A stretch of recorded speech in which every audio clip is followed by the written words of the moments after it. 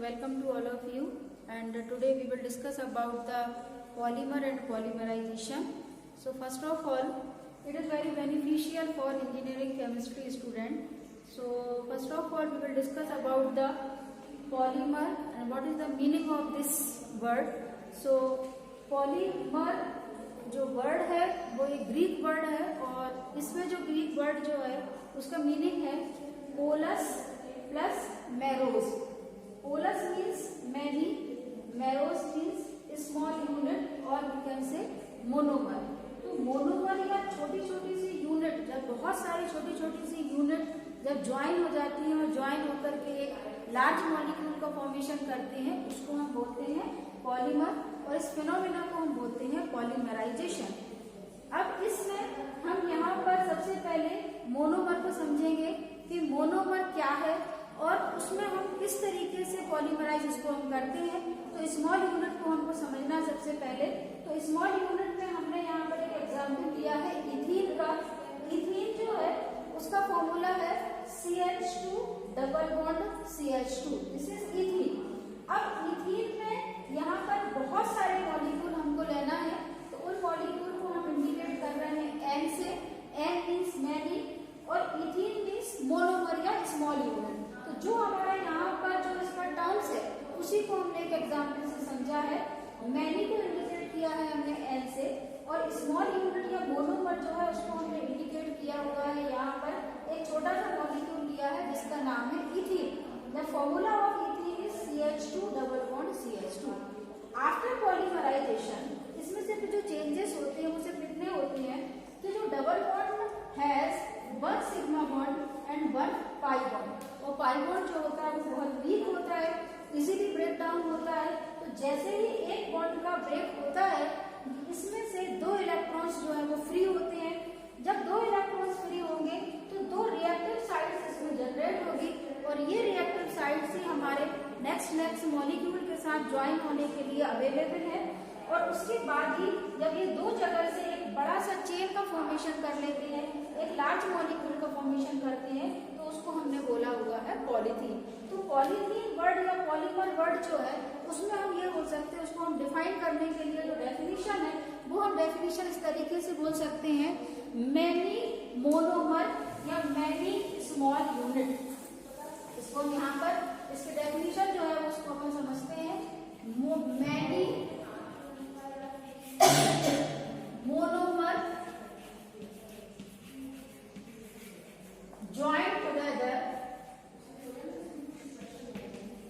join together and form a macromolecule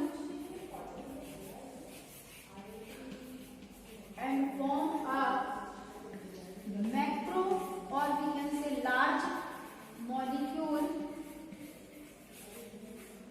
It is called polymer and this phenomena is called polymerization. Again हम इसको एक बार फिर से देखते हैं. many monomers or we can say small unit join together, जब वो एक साथ जुड़ जाते हैं, एक साथ चेन बना लेते हैं, बॉन्डेड हो जाते हैं, और उसके बाद ये क्या बनाते हैं फॉर्म आ मैक्रोमोलिक्यूल, और एक बड़ा सा मॉलिक्यूल बनाते हैं, उसको हम बोलते हैं polymer and this phenomena is called polymerisation. अब हमने इसके डेफिनेशन के बाद हमको ये समझना है कि हमने पॉलीमर समझा है, बट हमको इसके मोनोमर के बारे में भी समझना पड़ेगा कि व्हाट इज मोनोमर या what is the special features of monomer. सबसे पहले हम यहाँ पर एक बार फिर मोनोमर को एक अच्छे तरीके से समझते हैं कि अपने को ये पता है कि बहुत सारे कंपाउंड जो हैं वो अवेलेबल है, पर सारे के सारे कंपाउंड जो हैं वो यहाँ पर सारे के सारे कंपाउंड जो है वो पॉलीमराइज नहीं होते हैं. तो अपने को यहाँ पर पढ़ना है कि what is the special features of monomer. तो उसके लिए सबसे पहले अपने को ये देखना है कि मोनोमर में क्या क्या चीजें होना चाहिए. तो मोनोमर के लिए सबसे पहले डबल बॉन्ड और triple bond should be present.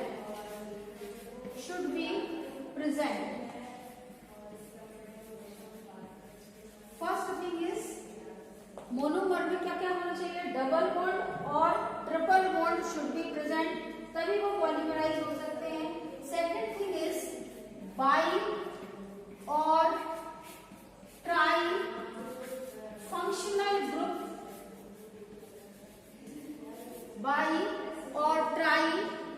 functional group should be present.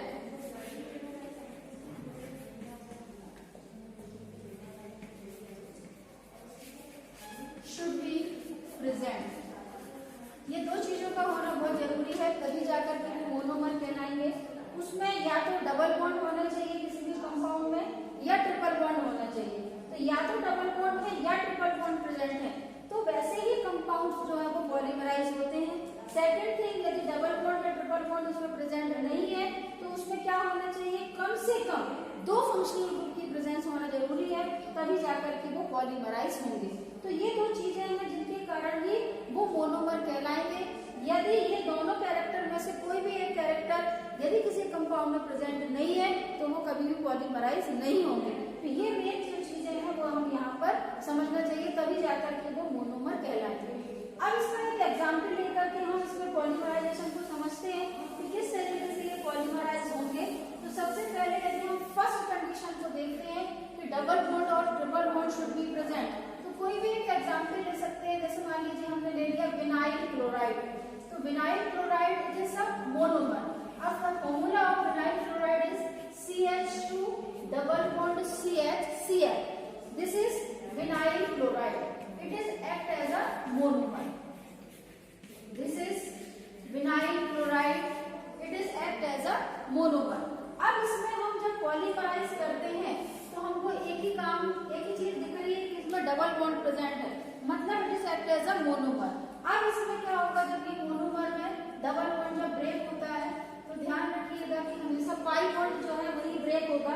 तो जब पाई बॉन्ड जब यहाँ पर ब्रेक होता है तो हमारा कंपाउंड कुछ इस तरीके से हो जाएगा, CH2 सिंगल बॉन्ड CH और ये Cl।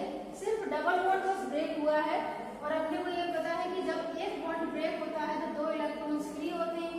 दो इलेक्ट्रॉन्स फ्री हुए, दो रिएक्टिव साइट्स जनरेट हुई, और जब ये दो रिएक्टिव साइट्स जनरेट हो जाएंगी तो यहाँ पर ये इस तरीके से ये यहाँ पर दो वैलेंसी फ्री होंगे जो अपने प्रीवियस और नेक्स्ट मॉलिक्यूल के साथ ज्वाइन हो जाएगा और इस तरीके से हमारा पॉलीमर का फॉर्मेशन होगा। तो यहाँ तो हमने एक मॉलिक्यूल लिए, जब कभी भी पॉलीमर बनाना है तो हमको n मॉलिक्यूल ऑफ मोनोमर की रिक्वायरमेंट होती है। तो n मॉलिक्यूल ऑफ मोनोमर को हमने ले लिया, उसके बाद यहाँ पर ये इस तरीके से रिपीटिंग यूनिट आई और यहाँ पर हमने लगा दिया n, मतलब n टाइम जो है वो यहाँ पर रिपीट होगा। तो ये यहाँ पर विनाइल क्लोराइड है and the name of this compound is polyvinyl chloride. Polyvinyl chloride, और ये आपका क्या हो जाएगा, यहाँ पर ये पॉलीमर का फॉर्मेशन हो जाएगा। अब सेकंड थिंग हमने डिस्कस किया था कि जो मोनोमर जो होते हैं उसमें बाई और try functional group should be present. तो उसका भी एक एग्जाम्पल लेकर के हम समझते हैं, और इसमें हमने जो एग्जाम्पल लिया हुआ है वो लिया हुआ है नाइलॉन 6,6 का। नाइलॉन 6,6 जो है इसमें टू टाइप्स के मोनोमर पार्टिसिपेट करते हैं। First is hexamethylene diamine, hexamethylene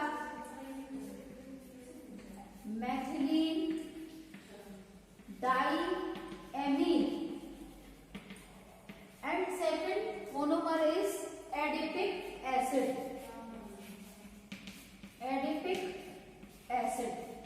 अब दोनों मोनोमर में हम देखते हैं, सबसे पहले हेक्सामेथिलीन डाइएमीन में देखें तो इसमें जो दो आपको फंक्शनल ग्रुप दिख रहे हैं ये है अमीन, दिस इज अमीन। इस मोनोमर में भी दो फंक्शनल ग्रुप प्रेजेंट है, और दूसरा हमारा जो एडिपिक एसिड है it has also two functional group, two carboxylic groups are present. तो यहाँ पर भी दो फंक्शनल ग्रुप प्रेजेंट है और दो फंक्शनल ग्रुप यहाँ पर भी प्रेजेंट है। तो ये जो है आपके हेक्सामेथिलीन डाइएमीन और adipic acid they are act as a monomer, और जब ये यहाँ पर पॉलीमराइज होते हैं तो फाइनली हमको एक जो कंपाउंड मिलता है, the name of this compound is nylon 6,6, it is a polymer. तो नाइलॉन 6,6 जो है वो एक पॉलीमर है, और इसका जो फॉर्मेशन कैसे हुआ वो हुआ बाय कंडेंसेशन पॉलीमराइजेशन। और कंडेंसेशन पॉलीमराइजेशन में ये होता है कि इसमें से कभी भी जब इनका ज्वाइनिंग होती है तो कुछ ना कुछ मॉलिक्यूल्स का रिमूवल होता है, लाइक वाटर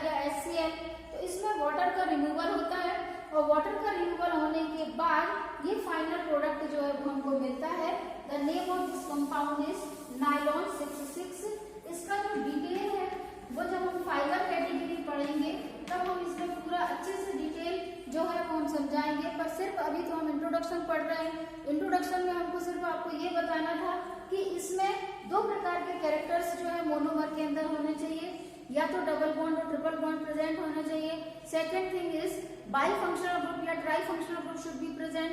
तो जब ये फंक्शनल ग्रुप इसमें प्रेजेंट होते हैं तो यही जो है कहीं ना कहीं से इसमें वाटर के मॉलिक्यूल्स का रिमूवल होने के बाद आफ्टर कंडेंसेशन पॉलीमराइजेशन या कंडेंस होने के बाद दे गेट पॉलीमराइज, और ये पॉलीमराइज होते हैं। अब इसमें हमको एक टॉपिक और डिस्कस करना है और वो है फंक्शनलिटी। फंक्शनलिटी को भी समझना बहुत जरूरी होता है। यदि हम फंक्शनलिटी को समझेंगे तब हमको समझ में आएगा कि किस तरीके से रिएक्टिव साइट्स जनरेट होते हैं और कितने जगहों से कोई भी मॉलिक्यूल या मोनोमर जो है वो ज्वाइन हो सकता है। तो नेक्स्ट टॉपिक जो है वो आप डालिएगा फंक्शनलिटी।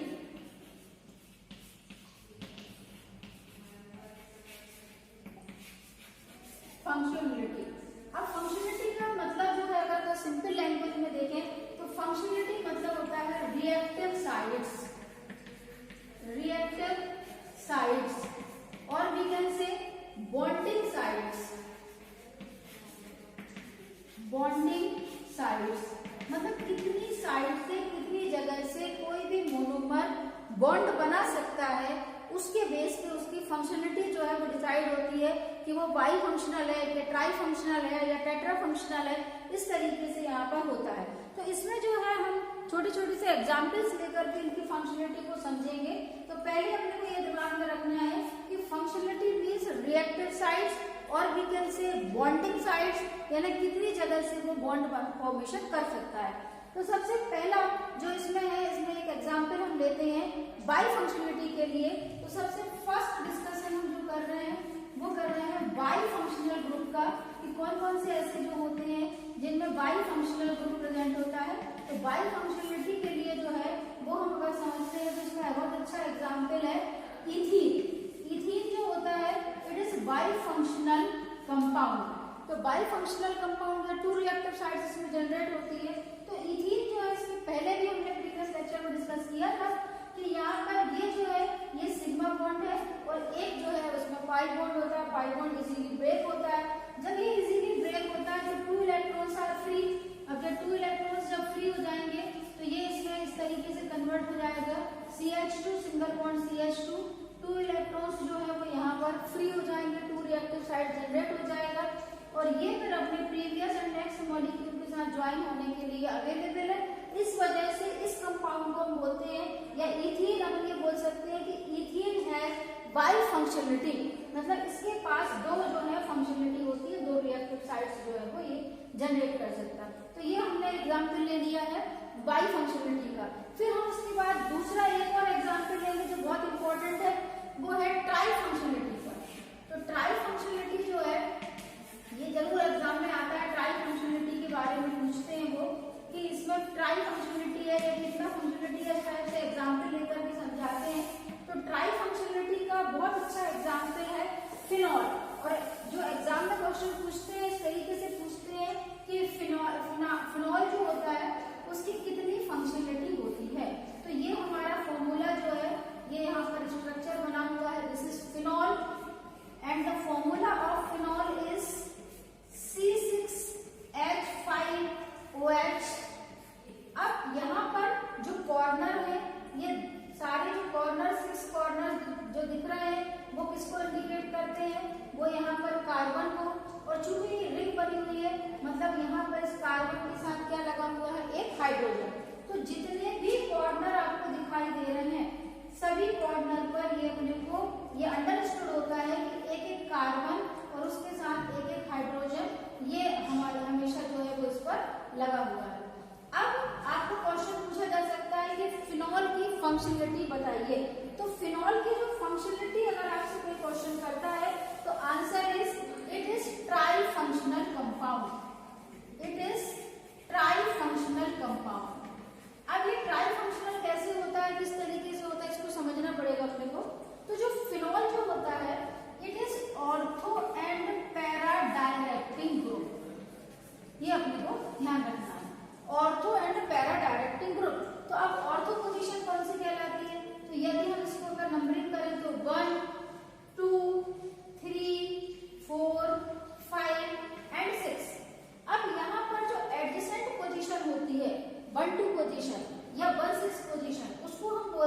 ऑर्थो, और जो 1/4 पोजीशन जो होती है वो कहलाती है पैरा।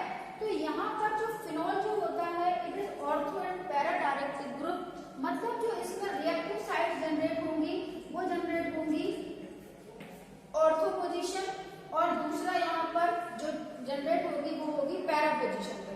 तो इस तरीके से यहाँ पर जो है वो ज्वाइनिंग हो सकती है।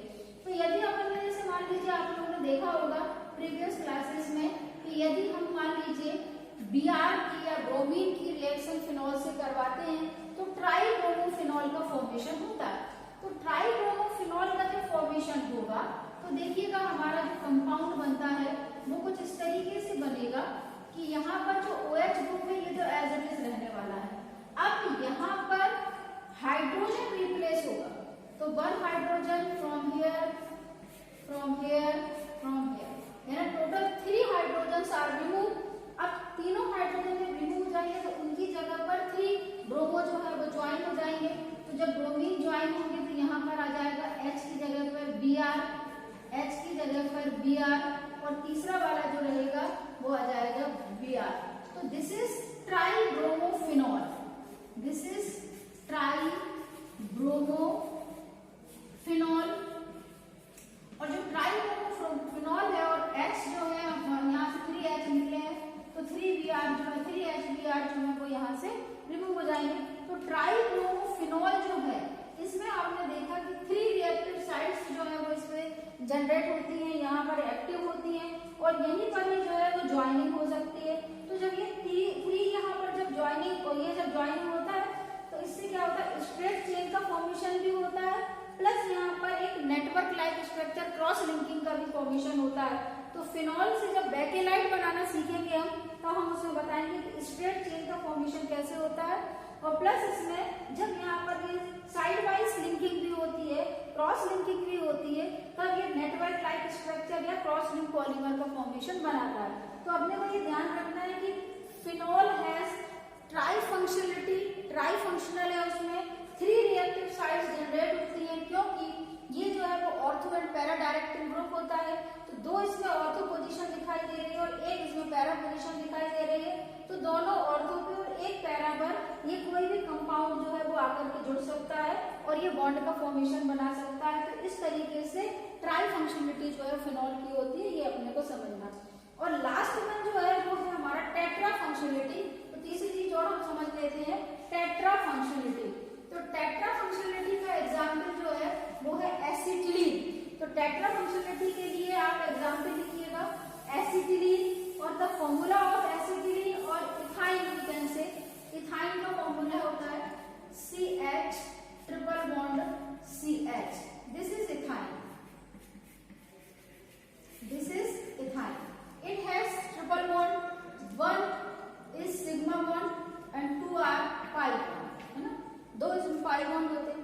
pi bond जो होते हैं वो इजीली ब्रेक होते हैं, मैंने पहले ही पढ़ा है क्योंकि वो बहुत ही वीक होते हैं। तो जब इसमें यहाँ पर pi bond का ब्रेक होगा तो यहाँ पर हो जाएगा CH CH यहाँ पर। और अब यहाँ पर देखिएगा जब ये 2 pi bond ब्रेक होंगे तो 2 इलेक्ट्रॉन्स आर फ्री। जब नीचे का pi bond ब्रेक होगा 2 electrons are free, मतलब 4 reactive sites are generated, so it is called tetra functionality. So ethyne has tetra functionality. This is tetra functional group और compound, tetra functional. तो इस तरीके से हमने यहाँ पर फंक्शनलिटी को समझा है। एक बार 2 मिनट में फिर से रिपीट करते हैं। फंक्शनलिटी का मीनिंग होता है रिएक्टिव साइट्स या बॉन्डिंग साइट्स, कितने बॉन्डिंग साइट्स उसमें जनरेट हो सकते हैं। तो अभी अपन ने एग्जांपल देखा था इथीन का, इथीन हैज बाई फंक्शनलिटी, मतलब उसमें दो ही साइड जनरेट हो सकती है क्योंकि एक ही इसमें पाई बॉन्ड होता है। जब ब्रेक होता है तो 2 इलेक्ट्रॉन्स फ्री हो जाते हैं। तो दूसरा हमने देखा था ट्राई फंक्शनलिटी। ट्राई फंक्शनलिटी का एग्जाम्पल हमने फिनॉल देखा। फिनॉल जो होता है वो ortho and para directive group होने की वजह से 2 ऑर्थो और 1 पैरा, 3 पोजीशंस जो होती है ये यहाँ पर रिएक्टिव साइट्स में जनरेट हो जाती हैं। रिएक्टिव साइट्स बॉन्डिंग साइट्स में जनरेट हो जाती हैं और उसके बाद उसमें कोई भी 3 जगह से वो जुड़ करके पॉलीमर का फॉर्मेशन कर लेता है। तीसरा हमने इथाइन को देखा। इथाइन जो है उसमें 2 पाई ग्रुप प्रेजेंट दो पाई बॉन्ड प्रेजेंट होते हैं। पाई बॉन्ड प्रेजेंट होने से ये ब्रेक होते हैं। ब्रेक होने के बाद इसमें 4 इलेक्ट्रॉन्स फ्री होते हैं और 4 रिएक्टिव साइट जनरेट हो जाती है। इस वजह से इसको हम टेट्रा फंक्शनल बोलते हैं। तो फंक्शनलिटी का समझना बहुत जरूरी है। ये इंट्रोडक्शन है पॉलीमर का। जब तक हम इन चीजों को नहीं समझेंगे, हमको कभी भी ज्वाइनिंग या क्रॉस लिंक कैसे बनते हैं, साइड चेन कैसे बनते हैं, ये सारी चीजों को नहीं समझ पाएंगे। तो कॉन्सेप्ट समझने के लिए सबसे पहले हमको इनिशियल चीजें समझना है। नेक्स्ट क्लास में हम क्लासिफिकेशन ऑफ पॉलीमर्स को डिस्कस करेंगे। तो यहाँ पे फंक्शनलिटी समझने के बाद यदि आपको ये वीडियो मेरा पसंद आ रहा हो तो प्लीज इसको लाइक करें, शेयर करें और अपने फ्रेंड्स के साथ इनको समझाएं ताकि सारे बच्चे जो हैं इन सब चीजों को अच्छे से समझ सकें और ये कॉन्सेप्ट जो है वो अच्छे से क्लियर करें। Bye bye, thank you.